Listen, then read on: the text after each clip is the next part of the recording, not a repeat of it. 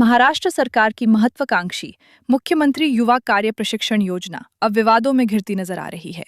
प्रशिक्षण पूरा होने की कगार पर पहुंचे हजारों युवक युवतियों ने सरकार के खिलाफ मोर्चा खोलते हुए लाडले भाइयों को हवा में छोड़ने का गंभीर आरोप लगाया है।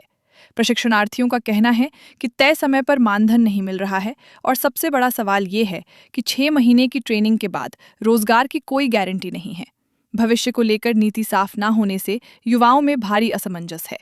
विपक्ष ने भी इस मुद्दे पर सरकार को घेरना शुरू कर दिया है।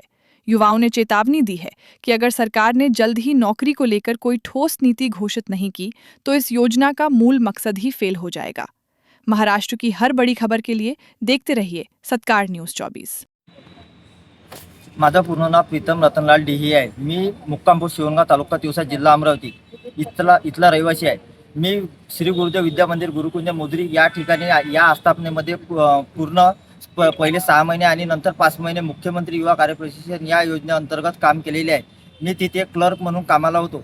त्याच्यानंतर आम्ही जवळपास 20 ते 22 आंदोलनं केले। त्या आंदोलनामध्ये फक्त आम्हाला मुख्यमंत्र्यांनी आणि उपमुख्यमंत्र्यांनी फक्त निवेदन तुम्ही सादर करावं आणि त्याच्यानंतर आम्ही जे एवढे हे आंदोलनं केले त्याच्यात आम्हाला एकही काही म्हणजे फक्त चॉकलेट मिळालं, त्याच्या व्यतिरिक्त काहीच नाही मिळालं।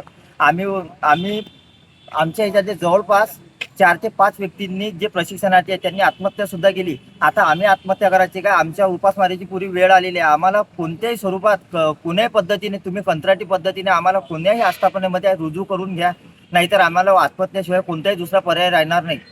नेमकं तुम्हाला आता काय करायचं?